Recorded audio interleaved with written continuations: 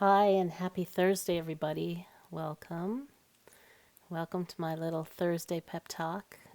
Today, we're going to kind of soothe everybody's soul and really look at just where everyone is and give a little bit of guidance from Steven Pressfield, who wrote The War of Art. This week has been an intense week astrologically. It was a really powerful full moon yesterday. And, when we step out like we have the last few weeks, then lots of stuff comes up. We might feel tired, overwhelmed, excited. There's so many things that come up, and I just want you to know that I absolutely know that each one of you is planting seeds, and that you know exactly how to take care of those seeds. You know exactly what to do. So as you do that, there's no harm in becoming impatient, but it also doesn't help. Things grow like they grow. I believe that that's so true of these things in particular because we need certain skills and certain mindsets. We have to be ready. And you've begun. There's no stopping it now. So please just trust your hearts and trust the process and listen to a little bit of inspiration from Steven Pressfield. This is deep into the book, but I really like this chapter. This chapter is called Fear. Fear. Resistance feeds on fear. We experience resistance as fear, but fear of what? Fear of the consequences of following our heart. Fear of bankruptcy, fear of poverty, fear of insolvency. Fear of groveling when we try to make it on our own, and of groveling when we give up and come crawling back to where we started.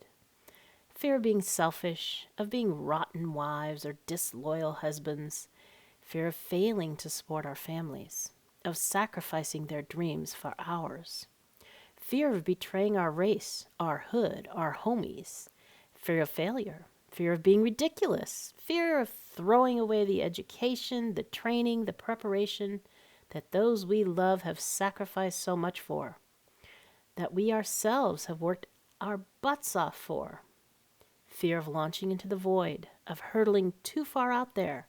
Fear of passing some point of no return, beyond which we cannot recant, cannot reverse, cannot rescind, but must live with this cocked up choice for the rest of our lives. Fear of madness, fear of insanity, fear of death. These are serious fears, but they're not the real fear. Not the master fear, the mother of all fears, that's so close to us that even when we verbalize it, we don't believe it. Fear that we will succeed. That we can access the powers we secretly know we possessed. That we can become the person we sense in our hearts we truly are.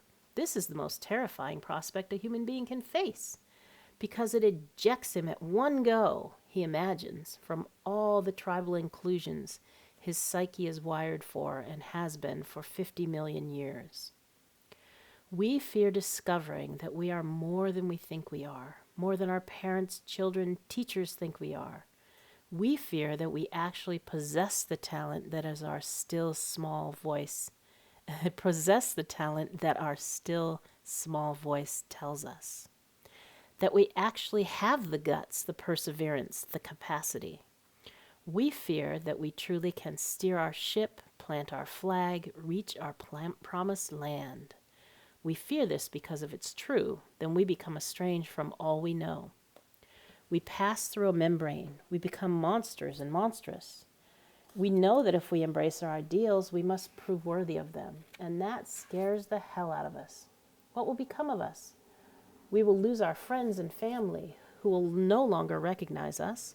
We will wind up alone in the cold void of starry space with nothing and no one to hold on to. But of course, this is exactly what happens. But here's the trick. We wind up in space, but not alone.